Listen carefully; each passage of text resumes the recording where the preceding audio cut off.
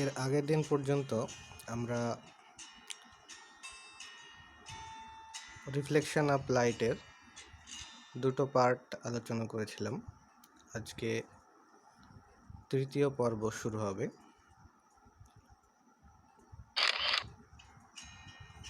আচ্ছা, তৃতীয় পর্বে আমরা যেটা পড়ব সেটা হচ্ছে বক্র প্রতিফলক তল। এখন বক্র প্রতিফলক তল, কার্ভ রিফ্লেক্টিং সারফেস, এক্ষেত্রে আমরা আমাদের বাস্তবিক জীবনে অনেক বক্রতলের সাথে পরিচিত আছি। এবার এই সমস্ত বক্রতলগুলি অনেকগুলি প্রতিফলক তল হিসাবে ব্যবহার করা হয় এবং অনেক যন্ত্রপাতিতেও প্রতিফলক তল হিসাবে ব্যবহার করা হয়। এখানে কিছু দেওয়া আছে, যেমন টর্চ, হেডলাইট,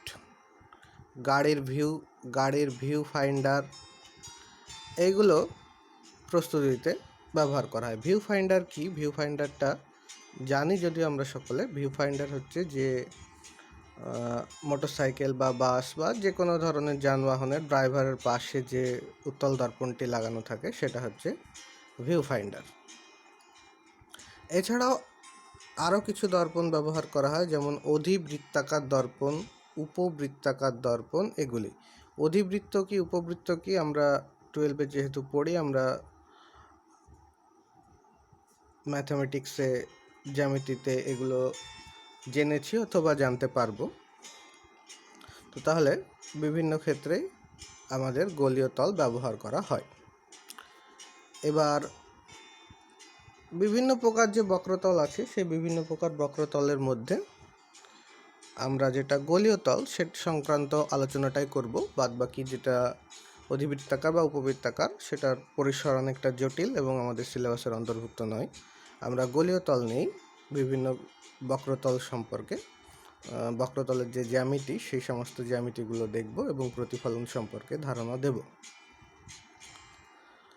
এখন আলোর যে শুরুতে একটা কথা বলে রাখি যে আমরা নিচু ক্লাসে যখন পড়েছিলাম যে আলোর প্রতিফলন বা প্রতিসরণের যে সমস্ত ধর্ম, এক্ষেত্রে যেহেতু প্রতিফলন পড়ছি, প্রতিফলনের যে ধর্ম সমতল তলের ক্ষেত্রে আমরা জেনেছিলাম, সেই কিন্তু প্রতিফলন তলের একই ধর্মগুলি কিন্তু গোলীয় তলের ক্ষেত্রেও প্রযোজ্য হবে। অর্থাৎ প্রতিফলনের সূত্রগুলি অপরিবর্তনীয়, যেটা সমতল তলেও প্রযোজ্য ছিল গোলীয় তলের ক্ষেত্রেও কিন্তু প্রযোজ্য হবে,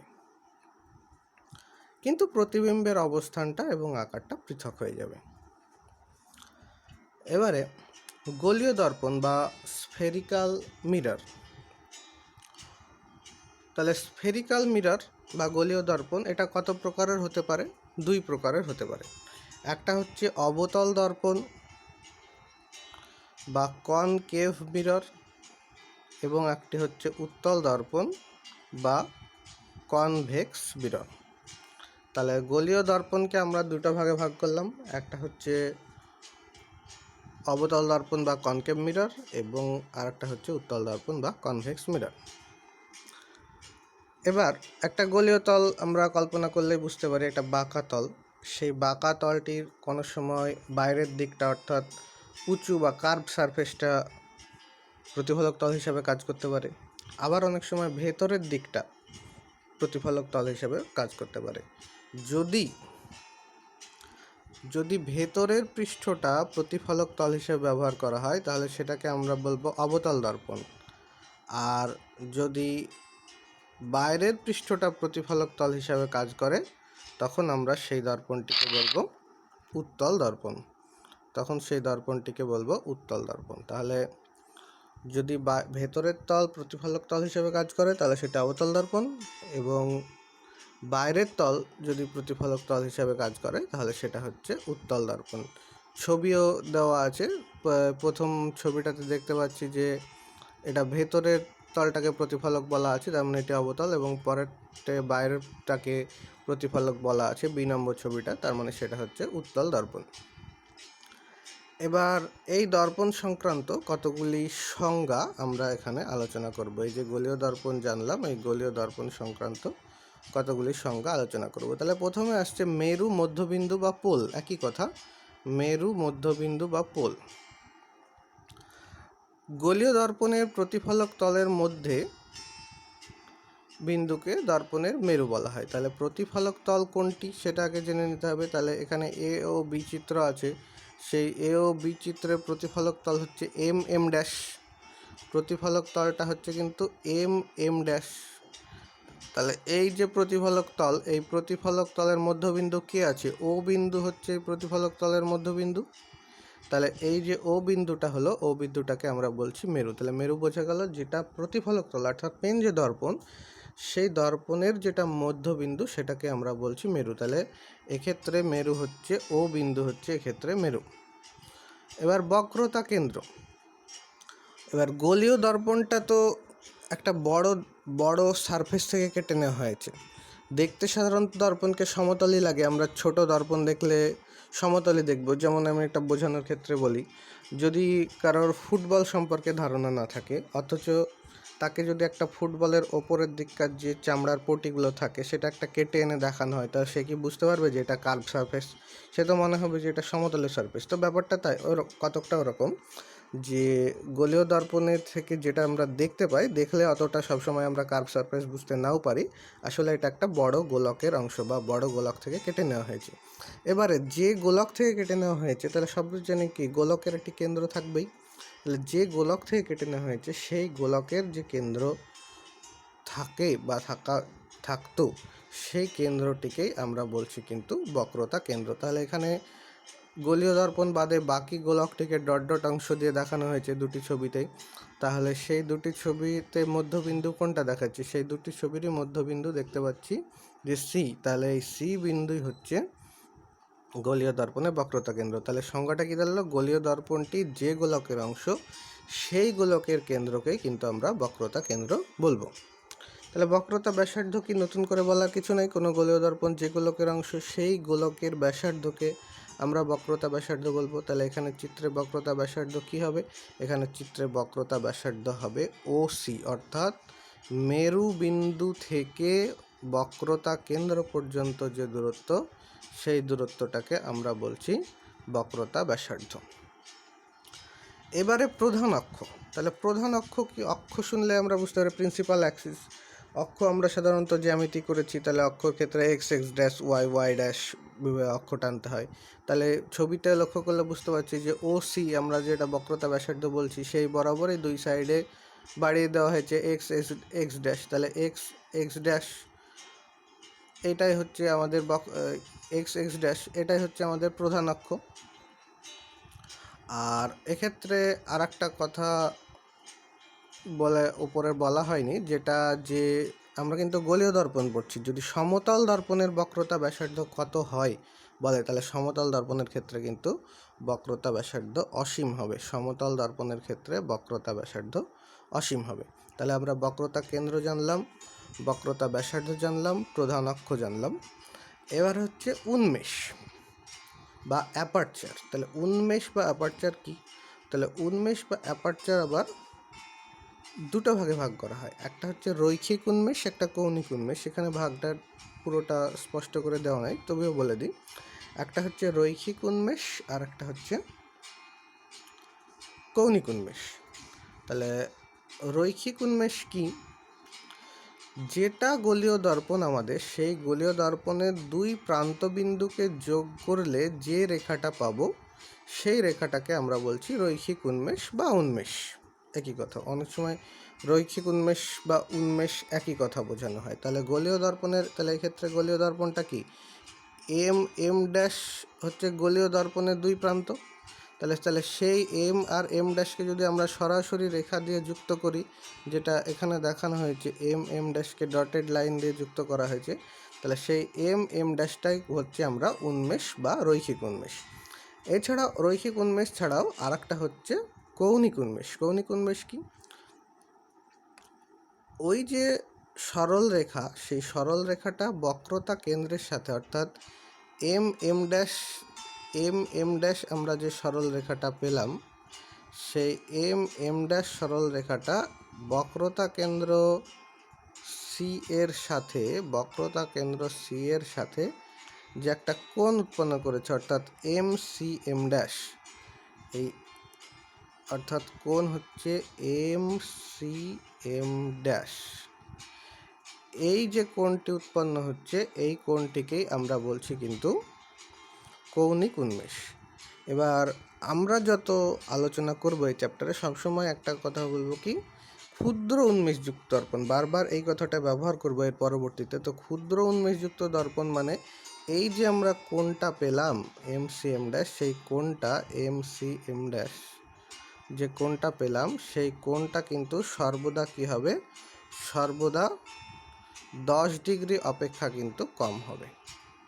আমরা যত আলোচনা করব যে কোণ পাবো সেই কোণটা কিন্তু সর্বদা 10 ডিগ্রি অপেক্ষা কম হবে। 10 ডিগ্রি অপেক্ষা কম হলেই সেই দর্পণটিকে আমরা ক্ষুদ্র উন্মেষযুক্ত দর্পণ বলে ধরে নেব। তাহলে অনেক সময় শর্ট কোশ্চেনে ক্ষুদ্র উন্মেষযুক্ত দর্পণ বলতে কি বোঝায়? তাহলে যে দর্পণের কৌণিক উন্মেষ 10 ডিগ্রি অপেক্ষা কম হয় তাকেই আমরা ক্ষুদ্র উন্মেষযুক্ত দর্পণ বলে থাকি। আচ্ছা,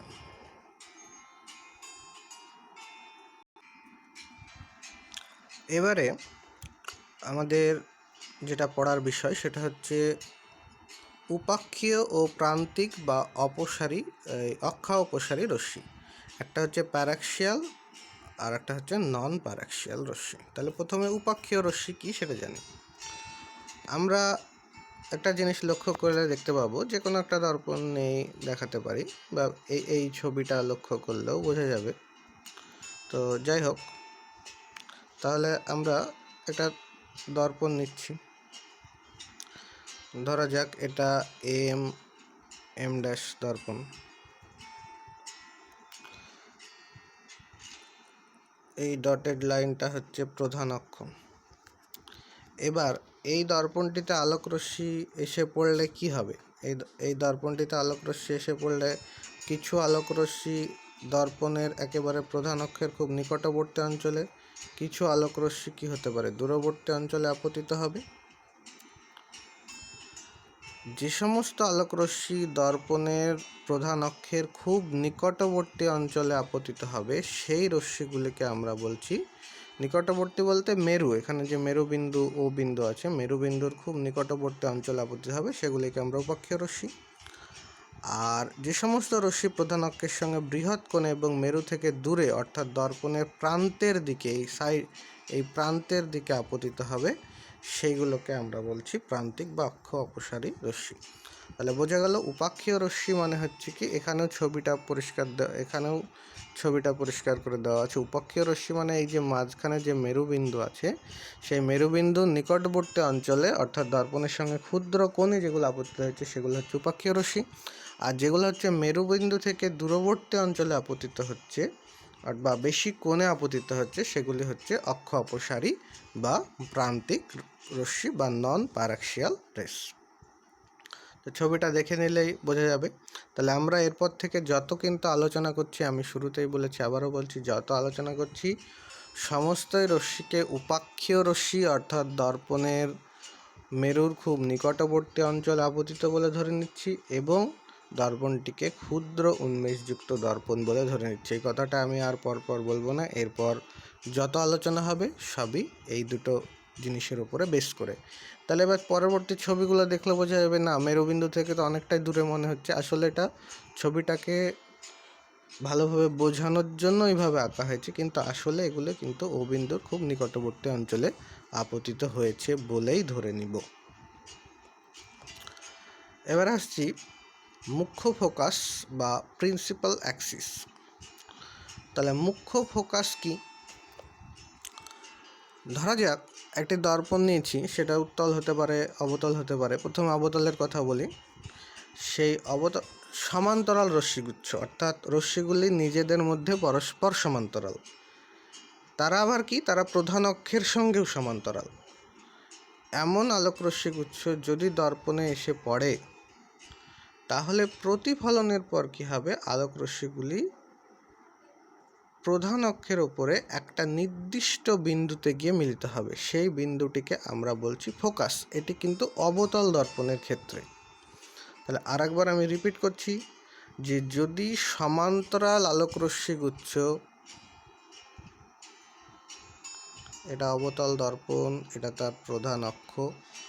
এবার যদি সমান্তরাল আলোক রশ্মিগুচ্ছ যারা কিনা প্রধান অক্ষের সাথেও সমান্তরাল, তারা দর্পণে আপতিত হওয়ার পর প্রধান অক্ষের ওপরে একটি নির্দিষ্ট বিন্দুতে মিলিত হয়, যে বিন্দুতে মিলিত হচ্ছে সেই বিন্দুটিকে আমরা বলছি ফোকাস। এই বিন্দুটিকে আমরা বলছি ফোকাস বা এফ।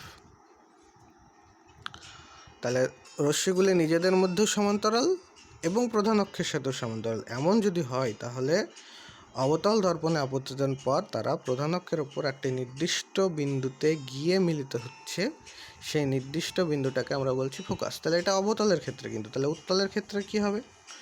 উত্তলের ক্ষেত্রে উত্তল দর্পণটা যদি আঁকি, তাহলে এটা হচ্ছে তার প্রধান অক্ষ। তাহলে উত্তল দর্পণের ক্ষেত্রে রশ্মিগুলো এসে আপতিত হলে কি দেখা যাবে সেটা আগে দেখে নিই। তাহলে প্রধান অক্ষের আমাদের কন্ডিশন কী ছিল? প্রধান অক্ষের সাথে সমান্তরাল এবং নিজেদের মধ্যেও সমান্তরাল। তাহলে এই তো আলোক রশ্মিগুচ্ছ প্রধান অক্ষের পথে সমান্তরাল এবং নিজেদের সাথে সমান্তরাল, তাহলে এরা আপতিত হলো। কিন্তু উত্তল দর্পণের ক্ষেত্রে তো ওই পাশে যাওয়ার সুযোগ নেই। তাহলে তারা কি হবে? তারা এই রশ্মিটি এদিকে ব্যাক করবে, এই রশ্মিটি এদিকে ব্যাক করবে। আমরা কিন্তু দুটি রশ্মি না, এখানে অসংখ্য রশ্মি, আমরা দুটি দিয়ে বোঝানোর চেষ্টা করছি। তাহলে আমরা ফোকাস বিন্দু পাবো কী করে? একটা রশ্মি এদিকে চলে যাচ্ছে, একটা রশ্মি এদিকে চলে যাচ্ছে, তাহলে ফোকাস বিন্দু পাওয়া যাবে না। ফোকাস বিন্দু পেতে গেলে কী করতে হবে? আমাদেরকে এই যে রশ্মি দুটো যেটা পথে যাচ্ছে সেই পথে উল্টো দিকে ডট ডট করে বাড়ালে একটা দেখছি যে প্রধান অক্ষের ওপরে বিপরীত দিকে একটা বিন্দুতে মিলিত হতে পারতো, হচ্ছে না কিন্তু হতে পারতো যদি আমরা এইটা করতে পারতাম। এই যে বিন্দুটা, অর্থাৎ এই বিন্দু থেকে সরাসরি আসছে না, মনে হচ্ছে, বা আমরা ছবিটা জোর করে উল্টো দিকে বাড়িয়ে দিলে বোঝার সুবিধার্থে মনে হচ্ছে যেন ওই বিন্দু থেকেই আলোক রশ্মিগুলো আসছে। এই বিন্দুটি হচ্ছে ফোকাস বিন্দু। তাই এক্ষেত্রে অপসরিত হচ্ছে বলে মনে হয় এই কথাটা ব্যবহার করা হবে। তাহলে কি দাঁড়ালো? যে উত্তল দর্পণের ক্ষেত্রে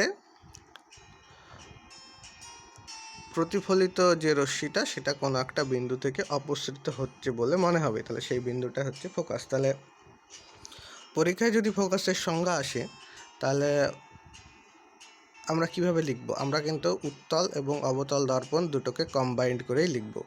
অর্থাৎ সমান্তরাল আলোক রশ্মিগুচ্ছ যারা প্রধান অক্ষের সঙ্গে সমান্তরাল, তারা দর্পণের ওপর, গোলীয় দর্পণের ওপর এসে আপতিত হওয়ার পর প্রধান অক্ষকে আপতিত হয়ে প্রতিফলনের সময় প্রধান অক্ষকে একটি নির্দিষ্ট বিন্দুতে ছেদ করে। ব্র্যাকেটে লিখব অবতল দর্পণের ক্ষেত্রে, অথবা একটি প্রধান অক্ষের ওপর একটি নির্দিষ্ট বিন্দু থেকে অপসৃত হচ্ছে বলে মনে হয়, ব্র্যাকেটে লিখব উত্তল দর্পণের ক্ষেত্রে, দিয়ে লিখব সেই নির্দিষ্ট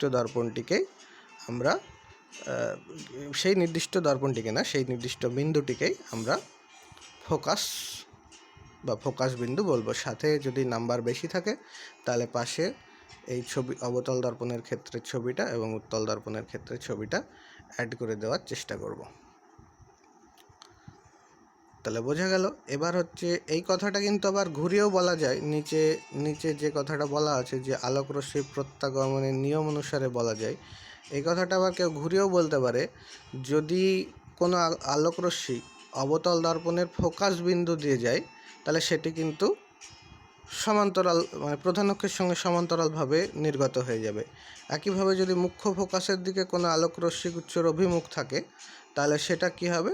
সেটা কিন্তু আবার সমান্তরালভাবে অগ্রসর হবে। ব্যাপারটা এরকম যে আমরা এর আগে কি পড়ছিলাম, যে আলোক রশ্মি সমান্তরালভাবে প্রধান অক্ষের সাথে সমান্তরালভাবে এসে পড়ার পরে একটা নির্দিষ্ট বিন্দু দিয়ে যাচ্ছিল, সেই নির্দিষ্ট বিন্দুটাকে আমরা ফোকাসে বলছিলাম। এর কথাটাকে যদি আমরা এরকমভাবে ঘুরিয়ে বলি যে যদি ফোকাস বিন্দু দিয়ে কোনো আলোক রশ্মি যায়, এটা ধরে ফোকাস, তাহলে সেটা কি হবে? সেটা কিন্তু সমান্তরালভাবে নির্গত হবে। কথাটা ঠিক একই, উল্টো পথে, অর্থাৎ আলোক রশ্মির গতিপথকে ঘুরিয়ে দেওয়া হলে ঠিক একই পথ ধরে উল্টো দিকে যাবে। এই কথাটাই ওই আলোক রশ্মির প্রত্যাগমন নিয়ম অনুসারে কাজ বলে এই ছবিটা এবং এই কথাটাই বলা আছে। একইভাবে উত্তল দর্পণের ক্ষেত্রেও তাই, যদি ফোকাস অভিমুখী রশ্মি হয় তাহলে সেক্ষেত্রে প্রতিফলনের পর সেটা প্রধান অক্ষের সঙ্গে সমান্তরালভাবে নির্গত হয়ে যাবে। এবার হচ্ছে ফোকাস দৈর্ঘ্য বা ফোকাস দূরত্ব বা ফোকাল লেন্থ। তাহলে ফোকাস দূরত্ব কি? তাহলে আমরা তো দর্পণের মধ্যবিন্দু পেয়েছিলাম ও, তাহলে দর্পণের মধ্যবিন্দু ও থেকে আমরা যে ফোকাস বিন্দু এফ পেলাম, এই ও আর এফ এর মধ্যবর্তী দূরত্বকে আমরা বলছি ফোকাস দূরত্ব। সেটা উত্তলের ক্ষেত্রেও প্রযোজ্য, অবতলের ক্ষেত্রেও প্রযোজ্য। আর একটা জিনিস, যে গোলীয় দর্পণের ফোকাস দূরত্ব আপতিত আলোর কোনো বর্ণের উপরে নির্ভর করে না, অর্থাৎ লাল বর্ণের আলো কি নীল বর্ণের আলো কি হলুদ বর্ণের আলো তার উপরে কিন্তু কোনো রকম নির্ভরশীলতা নেই। এবারে ফোকাস তল এবং গৌণ ফোকাস। ফোকাস তল এবং গৌণ ফোকাস।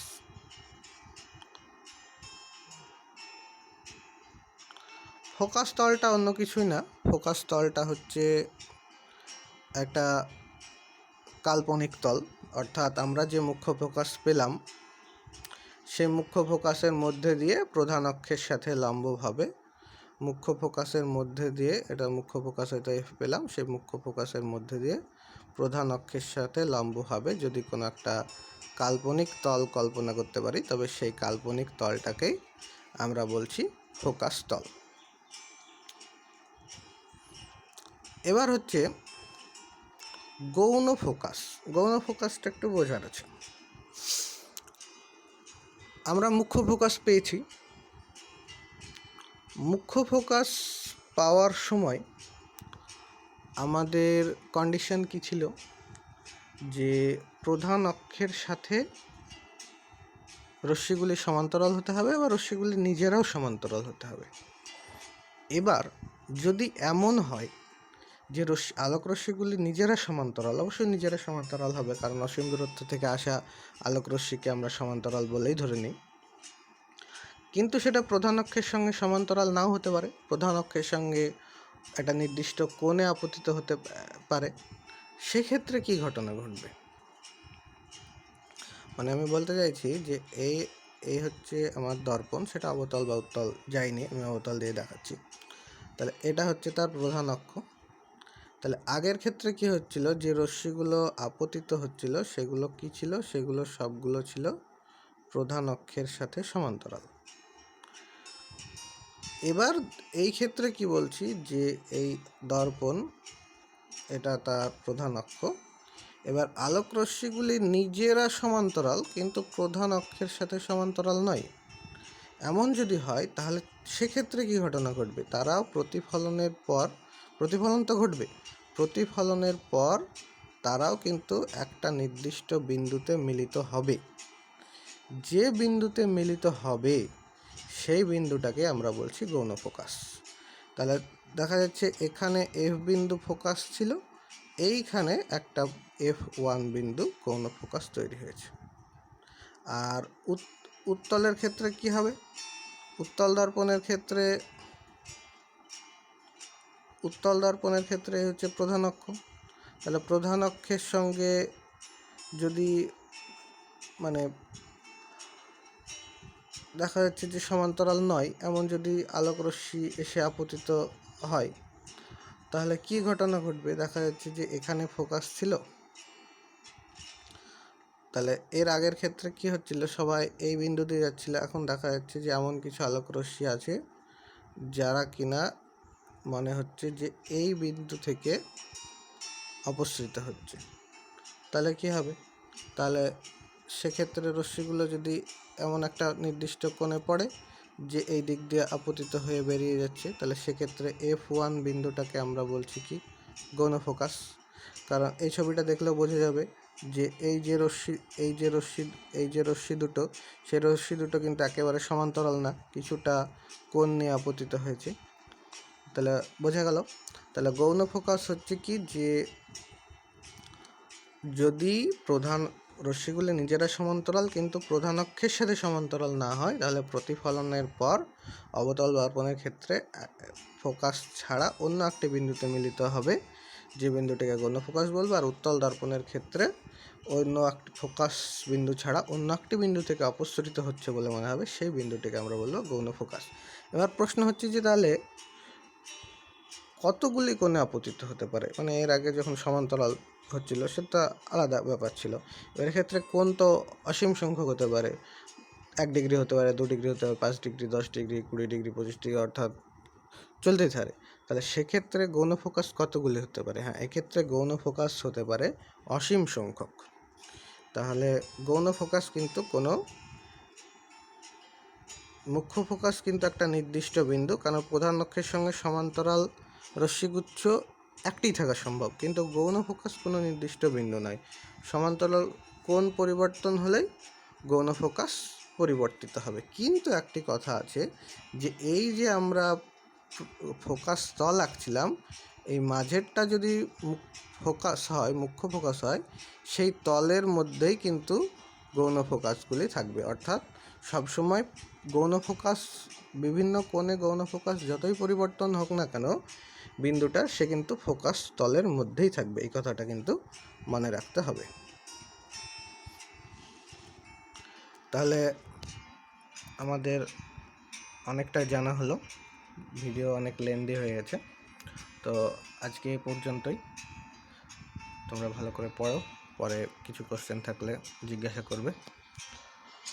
সকলকে ধন্যবাদ।